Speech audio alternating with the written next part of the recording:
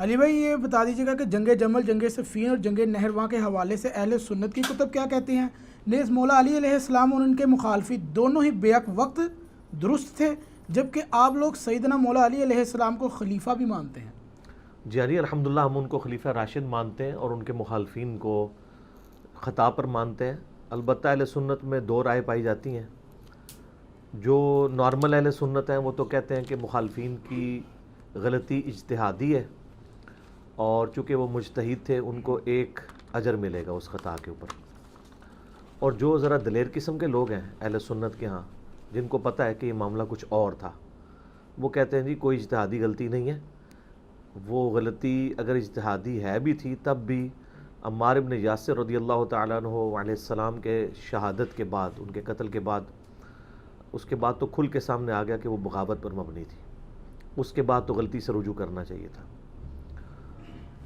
تو لیکن یہ طبقہ ذرا تھوڑا ہے، لیکن اس کے اوپر اتفاق ہے کہ غلطی سارے مانتے ہیں۔ بخاری اور مسلم دونوں میں حدیث موجود ہے، نبی علیہ السلام نے فرمایا کہ حاکم وقت اگر اجتہاد کرے اور اس کا اجتہاد صحیح ہو تو اسے اللہ تعالیٰ کی طرف سے 2 اجر ملیں گے، اور اگر اس نے اجتہاد غلط کیا تو 1 اجر اس کو ملے گا۔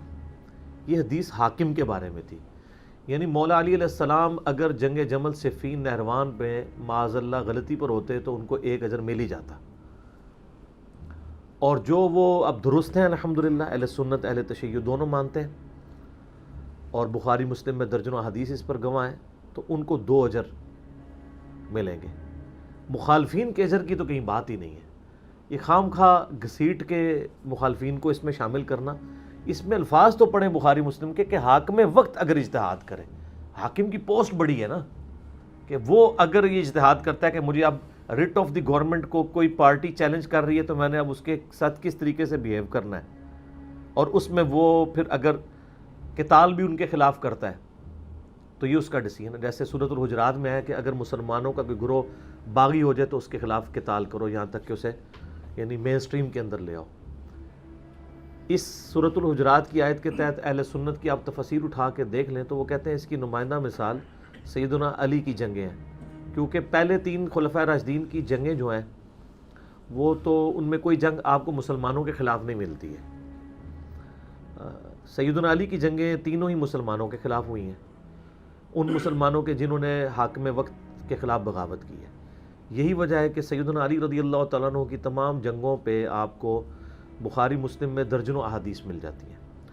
اور یہ میں نے جو واقعہ کربلا والا ریسرچ پیپر لکھا ہے 5B، جس میں 200 احادیث میں نے جمع کی ہیں، میں اکثر جس کا تعارف کرواتا ہوں، اس میں جنگ جمل صفین نہروان کے اوپر درجنوں احادیث بخاری مسلم سے موجود ہے۔ ایک تو ایک بنیادی حدیث جو جامع ترمذی، سنن نبی داؤد اور سنن ابن ماجہ کے اندر موجود ہے کہ نبی علیہ السلام نے اپنی وفات سے کچھ عرصہ پہلے خطبہ دیا، بڑا بلیغ، اور صحابہ کرام کہتے ہیں ہر آنکھ اشک بار تھی، اور یوں لگ رہا تھا کہ آپ علیہ السلام کا یہ الوداعی خطاب ہے، اور لوگ جو ہے وہ رو رہے تھے۔ تو آپ علیہ السلام نے فرمایا کہ تم میں سے جو کوئی زندہ رہا عنقریب وہ بہت اختلاف دیکھے گا، تو ایسی صورتحال میں تم میری اور میرے خلفائے راشدین کی سنت کو لازم پکڑ لینا، علیکم بسنتی و سنت الخلفاء الراشدین المہدیین، اور اپنی دانتوں سے اس کو، جڑوں سے، اس کی داڑھوں سے مضبوطی سے پکڑ لینا، اور دین میں نئی نئی بدعات سے بچنا، ہر بدعت گمراہی ہے، اور سنن نسائی میں الفاظ ہیں کہ ہر گمراہی دوزخ میں لے جانے والی۔ تو خلفائے راشدین کی سنت کو پکڑنا اور ان کے مخالفین کو اہل بدعت کہنا، یہ نبی علیہ السلام نے خود فرمایا۔ یہ بدعت کی جو بنیادی ڈیفینیشن جو ہے، یہ کل بدعۃ ضلالہ و کل ضلالۃ فی النار، یہ ہے ہی بیسیکلی خلفائے راشدین کے خلاف ہے۔ اسی کانٹیکسٹ میں ہم سیدنا عثمان غنی رضی اللہ تعالیٰ عنہ کے خلاف جو بغاوت کرنے والے ہیں ان کو بھی بدعتی شمار کرتے ہیں، اور سیدنا علی کے خلاف جو بغاوت کرنے والے ہیں ان کا یہ عمل بھی بدعت ہے۔ اور سیدنا علی کے حوالے سے تو درجنوں احادیث موجود ہیں، میں نے اس ریسرچ پیپر میں ڈالی ہیں۔ اس میں ایک وہ بنیادی حدیث جو ساری جنگوں کو کور کرتی ہے، وہ مسند امام احمد میں حدیث موجود ہے، المستدرک للحاکم میں موجود ہے، سنن نسائی الکبریٰ میں خصائص علی والے چیپٹر میں ہے۔ نبی علیہ السلام اپنی ایک بیوی کے گھر سے باہر نکلے، اور صحابہ کرام کہتے ہیں ہمارے ساتھ سیدنا ابوبکر عمر بھی موجود تھے اور باقی اصحاب بھی۔ تھوڑی دور جا کے آپ علیہ السلام کی جوتی ٹوٹ گئی، تو آپ نے جوتی اتار کے اپنی سیدنا علی کو دی گانٹھنے کے لیے،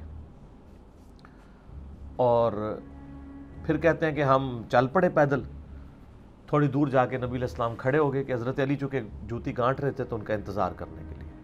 تو اس دوران پھر آپ علیہ السلام نے فرمایا کہ دیکھو اللہ تعالیٰ نے مجھے قرآن دے کر مبعوث کیا، لیکن ایز اے لاسٹ ریزارٹ مجھے قرآن پاک منوانے کی خاطر کافروں سے قتال کرنا پڑا. لیکن تم میں ایک ایسا شخص بھی ہے کہ جسے اس قرآن کی تعبیر کی خاطر مسلمانوں سے قتال کرنا پڑے گا قرآن منوانے کے لیے. تو سیدنا ابوبکر نے کہا انا یا رسول اللہ. آپ فرمائے لا. حالانکہ آپ علیہ السلام کا تقیہ کلام نہیں تھا لا، آپ لا کو اوائڈ کرتے تھے آخری درجے تک. سیدنا عمر نے کہا انا یا رسول اللہ. آپ فرمایا لا، بلکہ وہ شخص ہے جو میری جوتیاں گانٹ رہے ہیں. صحابہ دوڑے مولا علی کی طرف کہ آپ کے بارے میں یہ خوشخبری نبی علیہ السلام نے دی ہے کہ آن دا بہاف آف پروفٹ آپ مسلمانوں کے خلاف قتال کریں گے، جس طرح کہ نبی علیہ السلام نے قرآن منوانے کے لیے کافروں کے خلاف قتال کیا. تو سیدنا علی یہ بات سن کے صحابہ کہتے ہیں مسکرا پڑے. تو ہم سمجھ گئے کہ مولا علی کو یہ بات پتہ تھی کہ انہوں نے آن دا بہاف آف پروفٹ یہ جنگیں کرنی ہیں. اس صحیح حدیث کے بعد یہ تو وہم نکل گیا کہ سیدنا علی کو کسی جنگ کے اوپر کو پچھتاوا تھا. ان کو تو پتہ تھا کہ بھئی صحیح مسلم میں حدیث ہے علی سے محبت نہیں رکھے گا مگر مؤمن، علی سے بغض نہیں رکھے گا مگر منافق. صحیح مسلم 240. جس کی محبت ایمان کا حصہ ہو. اور اس حدیث میں تو خود مولا علی کہہ رہے ہیں صحیح مسلم کی کہ اس ذات کی قسم جس نے دانے کو پھاڑ کے اناج اگایا اور مخلوقات کو پیدا کیا، نبی امی نے مجھ سے یہ عہد لیا تھا کہ اے علی صرف مؤمن ہی تجھ سے محبت کرے گا اور صرف منافق ہی تجھ سے بغض رکھے گا. جس بندے کی محبت ایمان کا لٹمس ٹیسٹ ہو، اس شخص کو اپنے معاملات میں کیسے شک ہو سکتا ہے؟ ہو ہی نہیں سکتا. باقی یہ المصنف ابن ابی شیبہ میں جو روایتیں آتی ہیں کہ سیدنا علی جنگ جمل کے بعد روتے تھے، وہ اس لیے نہیں روتے تھے کہ ان کو یہ تھا کہ میں نے کوئی جنگ غلط کی ہے، وہ اس لیے روتے تھے کہ کاش مسلمانوں میں جنگیں نہ ہوتی. جس طرح کہ سورہ مریم میں آتا ہے کہ سیدہ مریم کو جبرائیل نے آ کے عیسیٰ علیہ السلام کی بشارت دی. اس کے بعد تو شک نہیں رہنا چاہیے تھا. لیکن جب حضرت عیسیٰ کی ولادت ہوئی تو وہ کیا کہتی ہیں؟ کاش میں بھولی بسری ہوگی ہوتی، مجھے یہ دن نہ دیکھنا پڑتا کہ میں اپنی قوم کا سامنا کیسے کروں گی. اس کا یہ مطلب نہیں تھا ان کو جبرائیل کے وعدے پہ یا اللہ کے وعدے پہ شک تھا. انسان ہے نا. تو سیدنا علی کو بھی دکھ تھا اس بات کا کہ کاش یہ دن نہ آتا کہ میں اس وقت بھی نبی علیہ السلام کے ساتھ تھا جب چند لوگ تھے اور عرب میں ہم نے غلبہ حاصل کیا، پھر رومن اور پرشین امپائر بھی گر گئیں، اور آج ہمارے سامنے مسلمانوں کا شرازہ بکھر رہا ہے اور میں اپنی کوشش کے باوجود اس کو سنبھال نہیں پا رہا مسلمانوں کی اندر کی ریشہ دمانیوں کی وجہ سے. تو اس کی وجہ سے وہ غم کھایا کرتے تھے، گریہ کیا کرتے تھے. تو یہ یعنی بنیادی حدیث ہے کہ آپ کو قرآن کی تعبیر کی خاطر جہاد کرنا پڑا مسلمانوں کے خلاف. اور وہ جنگ جمل، صفین، نہروان تینوں ہمارے پاس موجود ہیں. المصنف ابن ابی شیبہ جو امام بخاری مسلم کے استاد ہیں، ان کی جو کتاب المصنف ابن ابی شیبہ ہے آلموسٹ 38-39 ہزار احادیث کا مجموعہ ہے. اس کا آخری چیپٹر آپ پڑھ لیں، جنگ جمل، صفین، نہروان تینوں کے اوپر علیحدہ چیپٹر ہیں کتاب الجمل میں. میں نے کئی دفعہ دکھائے ہیں. وہ آلموسٹ میجورٹی حدیثیں میں نے اپنے ریسرچ پیپر میں کور کی ہیں. وہ ساری آلموسٹ وہاں پہ موجود ہیں اور کئی حدیثیں بخاری مسلم میں بھی ہیں. آپ جنگ جمل کے بارے میں جو سیدہ عائشہ اور سیدنا طلحہ اور زبیر رضی اللہ عنہم اجمعین کا جو معاملہ ہوا، وہ ڈیٹیل طلب ہے میرے اس کے اوپر. جنگ جمل کے اوپر کلپ لاکھوں لوگوں نے دیکھے ہیں، وہ آپ دیکھ سکتے ہیں. مسند احمد میں حدیث ہے، مجموع الزوائد میں ہے، المستدرک الحاکم میں اور کئی کتابوں میں کہ نبی علیہ السلام نے فرمایا میری اس بیوی کا کیا حال ہوگا جس پہ حوض کے کتے بھونکیں گے. حدیث حوض پہ میرا کلپ لاکھوں لوگوں نے دیکھا، آپ یوٹیوب پہ دیکھ لیں. سیدہ عائشہ جب نکلی جنگ جمل کے لیے، اس وقت تو جنگ کا ارادہ نہیں تھا، بعد میں معاملات بگڑ گئے. تو حوض نامی جگہ پہ جب پڑاؤ کیا، وہاں پہ کتے بھونکے، تو انہوں نے کہا میں تو اب آگے نہیں جاؤں گی، میں نے تو نبی علیہ السلام سے سنا تھا کہ میری ایک بیوی کے ساتھ یہ معاملہ ہوگا. تو حضرت زبیر نے کہا کہ نہیں اماں آپ آگے چلیں، آپ کی وجہ سے شاید کوئی صلح ہو جائے. صلح کیا ہونی تھی؟ پھر وہ لڑائی والا معاملہ ہی ہوا. سیدنا علی کی شفقت کی وجہ سے حضرت عائشہ کی بھی جان بخشی ہوئی. انہوں نے بڑی عزت کے ساتھ ان کو واپس ان کے بھائی محمد بن ابی بکر کے ساتھ بھیج دیا. اب بھائی ان کا محمد بن ابی بکر حضرت علی کے ساتھ تھا کیونکہ اس کی پرورش ساری حضرت علی نے کی تھی. حضرت بکر صدیق کی جو ایک بیوی تھی نا، اسماء بنت امیس، حضرت ابوبکر کی وفات کے بعد ان سے نکاح کر لیا تھا مولا علی نے، اور اسی سے محمد بن ابی بکر تھا. محمد بن ابی بکر کی اس وقت عمر آلموسٹ ہوگی کوئی 5-6 سال. تو اس وقت سے پھر حضرت علی نے ان کی پرورش کی ہے، اور وہ سیدہ عائشہ کو خیمے میں جا کے سمجھاتا تھا کہ آپ یہ غلط طرف جا رہی ہو. بعد میں حضرت عائشہ روتی تھی، صحیح بخاری میں آتا ہے، اور کہتی تھی مجھے میری سوکنوں کے ساتھ دفن کرنا، میں نہیں چاہتی کہ نبی علیہ السلام، ابو بکر، عمر کی وجہ سے لوگ میری تعریف کریں. اور مصنف ابن ابی شیبہ میں موجود ہے کہ مجھے نبی علیہ السلام کے بعد مجھ سے ایک ایسا نیا کام سرزد ہو گیا. اب میں بدعت کا لفظ نہیں بولتا، اردو میں ترجمہ کر دیتا ہوں کہ یہ والا معاملہ. اور اس پہ شیخ البانی نے باقاعدہ سلسلہ حدیث صحیحہ میں کمنٹس کیے کہ اس نئے کام سے مراد ان کا جمل کے لیے نکلنا تھا. وہ قرآن میں موجود ہے نبی کی بیویوں گھروں میں ٹھہری رہو، تو ان کو اس بات کا غم تھا کہ مجھ سے یہ غلط کام ہوا ہے. اور یہ یعنی جنگ جمل کے حوالے سے واضح حدیث موجود. پھر عمار بن یاسر والی حدیث تو بخاری مسلم دونوں میں ہے کہ سیدنا عمار بن یاسر کو نبی علیہ السلام نے دیکھا غزوہ خندق کے موقع کے اوپر یا مسجد نبوی کی تعمیر کے دوران، باقی لوگوں نے ایک ایک پتھر اٹھایا ہوا ہے اور انہوں نے 2 بھاری پتھر اٹھائے ہوئے ہیں، یعنی اتنے وہ دین کے لیے جذبہ کرنے والے تھے. تو نبی علیہ السلام نے ان کی مبارک داڑھی سے مٹی جھاڑی اپنے ہاتھوں سے، اور پھر کہا وائے عمار، عمار افسوس ابن سمیہ، تجھے ایک باغی جماعت قتل کرے گی، تو انہیں اللہ اور جنت کی طرف بلائے گا، وہ جماعت تجھے دوزخ کی طرف بلائے گی. یہ الفاظ اتنے سخت ہیں کہ زبیر لزئی رحمہ اللہ تعالیٰ مجھے خود کہتے تھے علی بھائی میں کانپ جاتا ہوں جب یہ الفاظ پڑھتا ہوں کہ میں اس کی تفسیر کیا کروں کہ وہ جماعت تجھے دوزخ کی طرف بلا رہی ہوگی. تو اس پہ تو اتفاق ہے کہ وہ جماعت کون سی ہے. ٹھیک ہے. اگلے دن میں وہ بریلویوں کے ایک ناسبی مولوی کو سن رہا تھا، تو وہ اس کو کمپیئر کر رہا تھا حضرت زبیر کے ساتھ کہ حضرت زبیر، جب آپ کو پتہ نا سلسلہ حدیث صحیحہ میں شیخ البانی میں ساری روایتیں بھی جمع کی ہیں حاکم کے ریفرنس سے، کہ جب حضرت زبیر جنگ جمل کے لیے آئے نا تو حضرت حسن بن علی نے بتایا کہ آ گئے حضرت زبیر، آپ کے پھوپھی ذات آپ سے بڑا لاڈ کرتے تھے، آج تلوار اٹھا کے. تو حضرت علی نے ان کو پھر باہر نکل کے کہا کہ زبیر یاد ہے کہ نبی علیہ السلام نے تم سے ایک دن فرمایا تھا جب تم مجھ سے بڑا پیار کر رہے تھے کہ ایک دن تم علی کے خلاف تلوار اٹھاؤ گے، تم ظالم ہو گے. تو ان کو وہ حدیث یاد آ گئی تو وہ فوراً پلٹ گئے جنگ چھوڑ کے. تو یہ ہو سکتا ہے بھول جائے. قرآن میں آتا ہے کہ حضرت یوسف علیہ السلام نے جو 2 قیدی تھے، ایک قیدی کو جب آزادی ہونے لگی جس کی بشارت حضرت یوسف نے دی تھی اور کہا تھا اپنے بادشاہ سے میرا ذکر کرنا، یہ تو کبھی بھولنا ہی نہیں چاہیے تھا اس کو تو 9 سال وہ بھول آ رہا. تو حضرت زبیر بھی بھول گئے تو کوئی ایسا مسئلہ نہیں. اگر کوئی اس حدیث پہ اعتراض کرتا ہے تو قرآن میں تو اس سے بھی بڑا واقعہ ہے، اس کا بھی آپ مذاق اڑائیں گے. یہ ہو سکتا ہے شیطان جب بھلا دے تو وہ حضرت علی کے فوجی نے جا کے قتل کر دیا. جب حضرت علی کو خبر پہنچی تو انہوں نے کہا کہ میں زبیر کے قاتل کو جہنم کی بشارت دیتا ہوں، کیونکہ نبی علیہ السلام نے فرمایا تھا کہ زبیر کا قاتل دوزخ میں ہے. تو وہ شخص پھر کہنے لگا ہم آپ کی خاطر، ان کا میں نے تمہیں بھیجا تھا، اسی لیے اطاعت امیر کا حکم ہے. تو وہ پھر خارجیوں میں شامل ہو گیا. تو وہ ناسبی مولوی جو ہے نا وہ بریلویوں کا، وہ کہتا ہے کہ جی اس بنیاد پہ پھر آپ حضرت علی کی پارٹی کو بھی پھر دوست کی پارٹی کہیں، کیونکہ حضرت علی نے خود ہی کہا کہ زبیر کا قاتل جو ہے وہ دوست کی ہے. زبیر کے قاتل کو دوست کی کہا ہے نا، اس قاتل کی جماعت کو تو دوست کی نہیں کہا. اس کو تو مولا علی خود کہہ رہے ہیں. یہاں الفاظ ہے کہ عمار کو ایک باغی جماعت قتل کرے گی. اس پوری پارٹی کو جو مولا علی کے خلاف کھڑی ہے باغی جماعت دوزخ کی طرف لانے والی کا. تو آپ دیکھیں چھوٹے چھوٹے فرق کے ساتھ یہ منطق لڑا کے کس طرح اینالوجی سیم بنانے کی کوشش کرتے ہیں.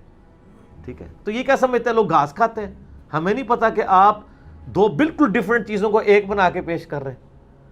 تو یہ کلپ میں نے حالیہ دنوں میں دیکھا تو وہ ایک ٹی وی چینل پہ، ایک انگلینڈ سے ٹی وی چینل چلتا ہے، تو وہ ناسبی بیٹھ کے تو اس طرح کی باتیں کر رہا تھا.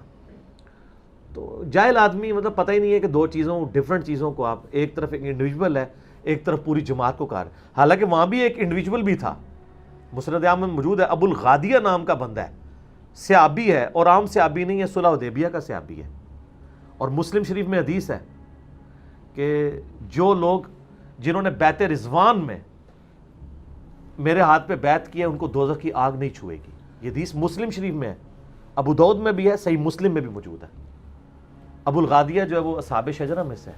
لیکن اس حدیث کے تحت دوسری طرف مسند احمد میں وہ خود ہی ابو الغادیہ کا چیپٹر آپ نکال لیں، ابو الغادیہ پوری زندگی روتے تھے کہ مجھ سے عمار ابن یاسر کا قتل ہو گیا، ٹھیک ہے، اور وہ کہتے تھے کہ نبی علیہ السلام نے تو فرمایا تھا عمار کا قاتل اور مال لوٹنے والا دوزخ میں ہے، وہ روتے تھے۔ اچھا، اب جو ناسبی ہیں نا وہ کہتے ہیں کہ نہیں، عمار کا قاتل اور مال لوٹنے والا دوزخ میں ہے، تو ابو الغادیہ جو ہے نا چونکہ اس کو فضیلت حاصل ہو چکی ہے اصحاب شجرہ کی، لہٰذا اس پہ یہ فٹ نہیں ہوگا۔ اچھا، حالانکہ خاص دلیل سے عام ختم ہوتی ہے، عام دلیل سے خاص چیز نہیں ختم ہوتی، وہ عام دلیل ہے، یہ خاص ہے، ٹھیک ہو گیا، یہ خاص چیز جو ہے اس کو عام دلیل سے ختم کر رہے ہیں۔ ویسے دوسری جگہ جو ہے نا ان کو جب کہنا وَإِذَا قُرِئَ الْقُرْآنُ فَاسْتَمِعُوا لَهُ، تو کہتے ہیں یہ تو عام ہے، خاص یہ ہے لا صلاۃ لمن لم یقرأ بفاتحۃ الکتاب، تو کہتے ہیں اس سے وہ عام ختم ہوتا ہے۔ ادھر انہوں نے اپنا قانون ہی الٹ کر دیا ہے، عام چیز سے خاص ختم کر دیا ہے۔ ایون ابن حجر اسقلانی نے بھی کیا، شیخ البانی رحمہ اللہ جو محدث اعظم سعودیہ تھے، پھر سعودیہ سے بھی چلے گئے۔ محدث اعظم سعودیہ اس لیے کہا جاتا ہے کہ سعودیہ کا مفتی اعظم بن باز کہتا ہے کہ میں نے نیلی چھتری کے نیچے اس سے بڑا حدیث کا کوئی عالم نہیں دیکھا۔ اس وقت مدینہ یونیورسٹی میں، ام القریٰ یونیورسٹی مکے کے اندر سارے استاد جتنے ہیں وہ سارے شاگرد ہیں شیخ البانی کے۔ تو شیخ البانی رحمہ اللہ نے پھر ابن حجر اسقلانی کے اوپر گرفت کی ہے، انہوں نے کہا کہ یہ بہت غلط اجتہاد آپ نے کیا ہے۔ جب نبی علیہ السلام اس کو کہہ رہے ہیں کہ مار کا قاتل اور مال لوٹنے والا دوزخ میں ہے، تو اب اصحاب شجرہ والی جو فضیلت ہے اس سے وہ باہر نکل گیا، کیونکہ یہ اسپیسیفائی ہو گیا نا، یہ خاص دلیل ہوگی، ٹھیک ہے۔ باقی وہ دوزخ میں ظاہر ہے ہمیشہ کے لیے نہیں رہیں گے، یہ تو ہم بات نہیں کریں گے، جس نے کلمہ پڑھا الٹیمیٹلی ایک دن اپنا عذاب بھگت کے جنت میں چلا جائے گا۔ لیکن ابو الغادیہ صحابی بھی ہیں، مسند ابو الغادیہ پورا چیپٹر ہے مسند امام احمد میں، اور وہ مسند ابو الغادیہ نکال لیں تو اس میں یہی ساری حدیثیں ہیں، ان کی رونے کی اور یہ کرنے کرانے کی 4-5 حدیثیں ہیں ٹوٹل، ٹھیک ہے، حدیث کی کتابوں میں۔ تو وہ پوری زندگی روتے تھے اور کہ بھی عمار کا قتل مجھ سے ہو گیا، ان کو بھی یعنی اس چیز کا احساس ہو گیا، لیکن ان پہ صرف فٹ نہیں ہوا۔ بخاری کی حدیث ہے 2812، عمار کو ایک باغی جماعت قتل کرے گی، حالانکہ قتل تو ایک بندے نے کیا ابو الغادیہ نے، اور وہ رو بھی رہا ہے کہ میں نے انڈیویجول نے کیا ہے، لیکن پوری جماعت کو رگڑے میں آ گئی ہے، اس لیے کہ وہ جماعت جو ہے نا اصل میں وہ ایک بغاوت کے اوپر ہے، ٹھیک ہو گیا نا، اس نے پورا سٹانس لیا ہوا ہے۔ اس لیے تو المصنف ابن ابی شیبہ میں موجود ہے نا کہ مولا علی کہتے ہیں جب ان سے اہل صفین کے بارے میں پوچھا گیا، میں نے اس پمفلٹ میں بھی ڈالا ہے، انہوں نے کہا میں امید کرتا ہوں کہ میرے ساتھی تو ہے ہی جنتی، کیونکہ انہوں نے خلیفہ راشد کی طرف سے قتال کیا اور شہید ہوئے، میں امید کرتا ہوں میرے مخالفین بھی جو ہے وہ اللہ تعالیٰ ان کو معاف کر دے گا جن کو ان کے سرغنہ نے ورگلایا۔ پھر قیامت والے دن معاملہ اللہ کی بارگاہ میں میرے اور معاویہ کے درمیان طے پائے گا، ٹھیک ہے نا جی۔ یہ حصہ چھپا دیتے ہیں یہاں پہ کچھ اہل حدیثوں نے نا، یعنی حضرت علی کے مخالفین کے دفاع کے لیے کتابیں لکھی ہیں نا، تو وہ اتنا ہی لکھتے ہیں کہ دیکھیں حضرت علی تو خود کہہ رہے ہیں کہ میرے بھی جنتی ہیں، مخالفین بھی جنتی ہیں، آخری الفاظ نہیں نکالتے کہ پھر معاملہ میرا اور معاویہ کے درمیان طے پائے گا، ٹھیک ہے نا۔ یہ بھی حضرت علی کی اسیسمنٹ ہے، ہو سکتا ہے کہ صرف حضرت معاویہ والا معاملہ نہ ہو، باقیوں کا بھی ہو، یہ ان کی ایک امید ہے، انہوں نے کہا مجھے امید ہے، وہ تو اللہ نے فیصلہ کرنا نا، آخرت کا فیصلہ تو ہم یہاں بیٹھ کے نہیں دنیا میں کرتے۔ دوسری طرف المصنف ابن ابی شیبہ میں مولا علی نے قنوت نازلہ بھی پڑھی ہے، اللہم علیک بمعاویۃ و شیعہ، اے اللہ معاویہ اس کے شیعہ کو برباد کر، عمر ابن عاص اور اس کے شیعہ کو برباد کر، جو ہے ابا سلمی اور اس کے شیعہ کو برباد کر۔ ان کو تو انہوں نے معاف نہیں کیا۔ اہل جمل کے بارے میں تو آپ نے مطلب نرم رویہ رکھا ہے، کیونکہ ظاہر ہے وہ حضرت طلحہ بھی چھوڑ گیا، المسلی الحاکم میں آتا ہے، تو مروان نے خود ہی ان کے گھٹنے میں تیر مار دیا کہ اس کی وجہ سے جنگ ہم ہار گئے، تو اہل جمل کو بھی معاف کر دیا۔ اور آپ اہل نہروان والوں کے بارے میں آ جائیں تو بخاری مسلم میں حدیثیں ہیں کہ نبی علیہ السلام نے فرمایا تھا کہ اس طرح کی ایک قوم نکلے گی، اور جب میرے مسلمانوں میرے یعنی اس ماننے والوں میں مسلمانوں میں 2 گروہ بن جائیں گے، تو ان میں سے جو گروہ اقرب الی الحق ہوگا وہ قتال کرے گا اس خوارج کی جماعت کے ساتھ، ٹھیک ہے، وہ روئے عرض کے سب سے بہترین لوگ ہوں گے، وہ خوارج کے خلاف لڑنے والے مولا علی کے ماننے والے لوگ جو جنگ نہروان ہوئی ہے۔ اب یہ اقرب الی الحق سے وہ پھر لیتے ہیں، کہتے ہیں جی اس سے پتہ چلا دوسرا بھی حق پہ ہے، نہ دوسرا حق پہ ہو تو بخاری کی وہ حدیث کہاں جائے گی کہ دوزخ کی طرف بلانے والی جماعت، باغی جماعت۔ اقرب الی الحق جو ہے یہ عربی کا سٹائل ہے. پھر میں نے اس پمفلٹ پہ باقاعدہ اس کا جواب دیا ہے کہ اس سٹائل کی یہ تو آیت ہے نا, سورہ آل عمران کی آیت نمبر 167 ہے. غزوہ احد کے موقع پر اللہ تعالیٰ نے منافقین کے لیے کہا کہ وہ اس وقت کفر کے زیادہ اقرب تھے ایمان کی نسبت. تو اس کا مطلب منافقین میں ایمان بھی تھا؟ نہیں, منافق تو ہوتا ہی کافر ہے. تو کہا اقرب, یہ اقرب کا مطلب حق والا اس کے تحت. اور سورہ الکبریٰ البیہقی میں عمار بن یاسر نے فرمایا کہ اہل شام کو یہ نہ کہو کہ وہ کافر ہیں, بلکہ کہو کہ وہ فاسق ہے اور ظالم ہے, کافر ان کو نہ کہو. تو جنگ نہروان کے بارے میں بخاری مسلم میں تو بہت زیادہ حدیث ہیں کہ نبی علیہ السلام فرمایا میری امت کے بہترین لوگ ہوں گے جو خوارج کے خلاف قتال کریں گے. تو جمل, صفین, نہروان یہ سب کے سب جنگیں جو ہے نا وہ ان پہ مولا علی کو حق پہ مانا جاتا ہے. باقی رہا اجتہادی والا معاملہ, تو میں نے بتایا کہ دلیر لوگ جو ہیں وہ تو مانتے ہیں. میں نے مسند احمد سے حدیثیں پیش کی ہیں کہ امیر شام کے سامنے جب عمار بن یاسر کا سر لا کے رکھا گیا, انہوں نے ادھر بھی تعویل کر دی ہے کہ ہم تو اس کے قاتل نہیں ہیں, نہ علی لے کے آتا تو نہ قتل ہوتا. پھر حضرت علی تک جب بات پہنچی انہوں نے کہا پھر حمزہ کے قاتل نبی علیہ السلام ہے, نہ حمزہ کو لے کے جاتے تو انہوں نے قتل ہوتا. یہ پکی دی تھی, مولا علی بھی پکی دیتے سر. الزامی جواب, اینٹی وینم.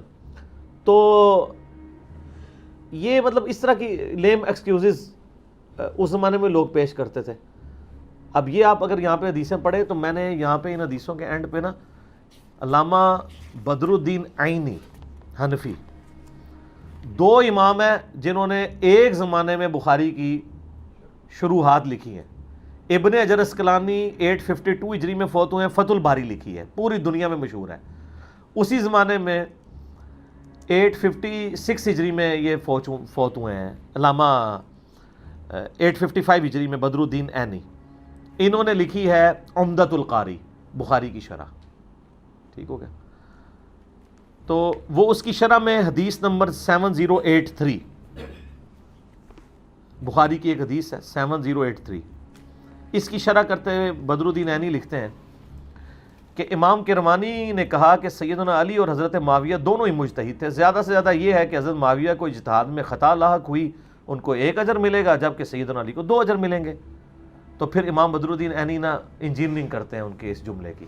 وہ کہتے ہیں میں کہتا ہوں کہ حضرت معاویہ رضی اللہ عنہ کی خطا کو اجتہادی خطا کیسے کہہ دیا جائے, اور ان کے اجتہاد پر کیا دلیل ہے, حالانکہ ان کو یہ حدیث پہنچ چکی تھی جو میں نے بیان کی بخاری مسلم کی, جس میں رسول اللہ صلی اللہ علیہ وآلہ وسلم نے فرمایا تھا افسوس ابن سمیہ کو ایک باغی جماعت قتل کرے گی, اور ابن سمیہ عمار ابن یاسر ہیں, اور ان کو حضرت معاویہ کے گروہ نے جنگ صفین میں قتل کیا. کیا حضرت معاویہ اس پہ راضی نہیں ہے کہ ان کو برابر چھوڑ دیا جائے, چہ جائے کہ ان کو سیدنا علی کے خلاف بغاوت کرنے پہ 1 اجر بھی ملے؟ وہ کہتے ہیں اجر سنا رہے ہیں ان کو صحابی ہونے کے سے اللہ تعالیٰ چھوڑ دینا, یہی ان کے لیے فضیلت کافی ہے. تو اجر کہتے ہیں کہاں سے؟ اور آپ کو مزے کی بات بتاؤں, ملا علی قاری, ٹھیک ہے نا, اس نے بھی جو مرقہ لکھی ہے نا شرح مشکات, اس میں بڑے سخت الفاظ لکھے ہیں. انہوں نے کہا کہ یہ کون سا اجتہاد ہے یار, اگر اجتہاد مان لیجیے تو سارے لوگ ہی اپنے اجتہادات پیش کرنا شروع کر دیں گے. انہوں نے کہا ہمیں تو یہ بھی پتہ چل گیا کہ وہ جو جنگ بھی تھی نا اس کی انٹینشن جو ہے وہ قصاص عثمان نہیں تھی, انٹینشن کچھ اور تھی. اب اتنا ہی لکھ سکتے تھے نا, اس سے زیادہ نہیں لکھ سکتے. تو مجھ سے مزاج لوگ ہر جگہ موجود ہیں, اور ہم ان لوگوں کے اقوال کے سر کوئی محتاج نہیں ہے. یہ جو آپ سلف کے فہم کی جب بات کرتے ہیں تو ہم ان اسلاف کو بھی پیش کرتے ہیں نا, یہ بھی تو اہل سنت کے اسلاف ہے نا. تو آپ اپنے اسلاف کو اپنے جیب میں رکھیں, ان کو ہم اپنے جیب میں رکھتے ہیں. آئیں بخاری مسلم سے فیصلہ کرتے ہیں. نبی علیہ السلام جب فرما رہے ہیں عمار کو باغی جماعت دوزخ کی طرف بلانے والی قتل کرے گی, اس سے جو رزلٹ نکلتا ہے وہ آپ نکال لیں. اچھا, اور پھر یہ ایسے ظالم ہیں کہ یہ اس طرح کی چیزیں لکھ کے نا تو میرے اوپر تھوپ رہے ہوتے ہیں کہ دیکھو یہ تو اہل شام کو کہتا ہے کہ دوزخی جماعت ہے. یہ تو نبی علیہ السلام نے کہا, اور ان کی مثال اسی طریقے سے ہے. جب ہماری یہاں نئی دعوت لانت ہوئی نا, ریسرچ پیپر نمبر 1 میرا ہے رسول اللہ کی آخری وصیت ہے صلی اللہ علیہ وسلم. اس میں نے ایک حدیث بخاری کی لکھی کہ حضرت عمر فاروق رضی اللہ تعالیٰ نے کہا انا کننا نتوسل الیک, اے اللہ پہلے ہم تیرے نبی کے وسیلے سے تیری طرف دعا کرواتے تھے. تو ظاہر آپ تو حضور فوت ہو چکے تھے, تو ہم ان کے چچا کو لائے, ان کی دعا کی برکت سے ان کے وسیلے سے تیری طرف متوجہ ہوتے ہیں, ہم پہ بارش نازل فرما. صحیح بخاری میں 1010 نمبر حدیث ہے. تو بارش نازل ہو جاتی. یہ پمفلٹ میں حدیث لکھی ہوئی تھی, یہ پمفلٹ ایک بریلوی عالم کو پہنچا. جہلم میں ایک وہ بریلوی عالم تھے، انہوں نے کیا کیا کہ ایک دھمکی آمیز خط میرے گھر بھیجا، وہ ہمیں پتہ چل گیا کس نے بھیجا، ہینڈ رائٹنگ سے پتہ نہیں، اس پہ انہوں نے اس حدیث کو نا انڈر لائن کیا ہوا اور خط میں لکھا ہوا کہ یہ جو گستاخانہ قیدہ تم نے لکھا ہے، حدیث کو گستاخانہ قیدہ، حالانکہ میرے تو اپنے کمنٹس ہی نہیں تھے، وہ تو حضرت عمر کے کمنٹس تھے. یہ ان لوگوں کا علمی لیول میں آپ کو بتا رہا ہوں، موضوعات شریف والوں کا. اور کہا کہ اپنے اس عقیدے سے توبہ، آج شام تک شاندار چوک میں لٹکا دو ہمارے جہلم شہر میں. یہ میں بات کر رہا ہوں 2008-9 کی، ورنہ میں ممتاز قادری کے مشن کو آگے لے کے چلوں گا. ٹھیک ہے، تو یعنی ان لوگوں کا یہ حال ہے. ٹھیک ہے، تو وہ حدیث کو انڈر لائن کیا ہوا تھا اس نے. ادھر بھی نہیں، یہ ہمارے جب جواب دیتے ہیں نا، پوسٹیں لگاتے ہیں یا پمفلٹ کا جواب دیتے ہیں، وہ حدیث کے الفاظ کو میرے منہ میں ڈال رہے ہوتے ہیں کہ یہ کہہ رہا ہے دوزخ کی طرف لانے والی جماعت.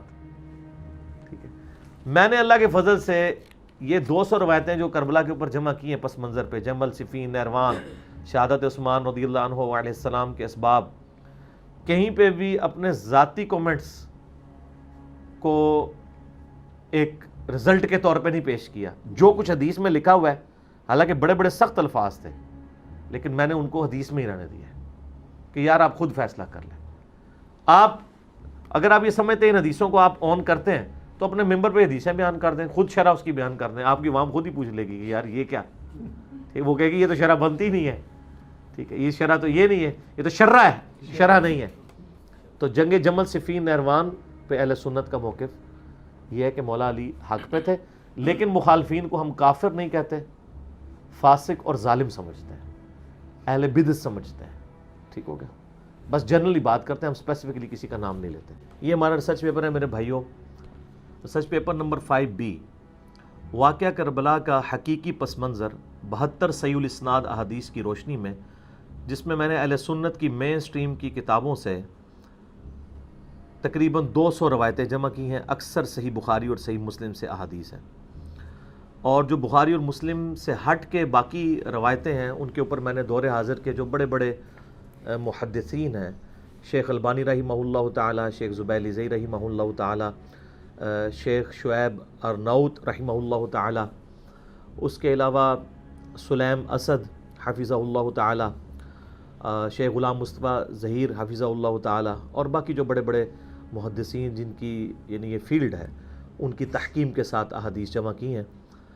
اور آلموسٹ سنی شیعہ کنفلکٹ کے اوپر کربلا کے کانٹیکسٹ میں جتنی باتیں میں نے اس میں کور کی ہیں، یعنی خلافت راشدہ کی مدت کتنی تھی، خلفائے راشدین کون ہیں علیہم الرضوان و علیہم السلام اجمعین، اس کے بعد شہادت عثمان کے اصلی اسباب کیا تھے بخاری اور مسلم کی روشنی میں، اس کے بعد جنگ جمل، صفین، نہروان، اور پھر اس کے بعد حضرت معاویہ رضی اللہ تعالیٰ عنہ کا دور ملوکیت، اور پھر صلح حسن، پھر الٹیمیٹلی یزید کا ولی عہد بننا، اور پھر حکومت سنبھال کر سیدنا حسین ابن علی رضی اللہ تعالیٰ عنہما و علیہم السلام کی مظلومانہ شہادت تک. یہ پوری کی پوری ڈیٹیلز حکمرانوں کی لکھوائی ہوئی تاریخ سے نہیں، بلکہ صحیح الاسناد احادیث سے، جو اہل سنت کی مین سٹریم کی کتابیں جو آپ کے سامنے نہ صرف پڑھی ہوئی ہیں بلکہ یہ پڑھی ہوئی ہیں.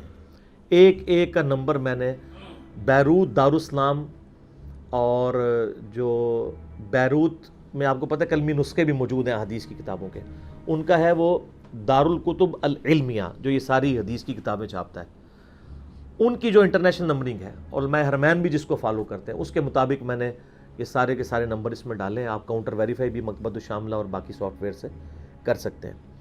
یہ ریسرچ پیپر میرے بھائیوں، واقعہ کربلا کا حقیقی پس منظر 72 صحیح الاسناد احادیث کی روشنی میں، اس کی ہارڈ کاپی آپ ہماری اکیڈمی سے فری منگوا سکتے ہیں. اس کے لیے آپ ہمارے اکیڈمی کے نمبر کے اوپر رابطہ کر سکتے ہیں، +92-321-5900-162، +92 کے کوڈ کے ساتھ 321-5900-162. صبح 9 سے لے کر ظہر تک، اور شام کو عصر سے لے کر مغرب تک یہ یعنی فون اویلیبل ہوتا ہے. اس پہ آپ رابطہ کر کے ہارڈ کاپی اپنے گھر فری منگوا سکتے ہیں. سافٹ کاپی کے لیے آپ ہماری ویب سائٹ اہلسنتپاک.com پہ جا کے ڈاؤن لوڈس والے پورشن سے اسے ڈاؤن لوڈ بھی کر سکتے ہیں۔ یہ سافٹ ویئر جو عربی اویلیبل ہیں یا اردو اویلیبل ہیں، ان میں جو آپ کے پاس آلریڈی PDF بھی اویلیبل ہیں حدیث کی کتابوں کے، جو انٹرنیشنل نمبرنگ پہ ہیں، آپ ان کے ساتھ ان کو میچ کریں گے تو ایک ایک حدیث اسی نمبر کے اوپر انشاءاللہ تعالی ملے گی۔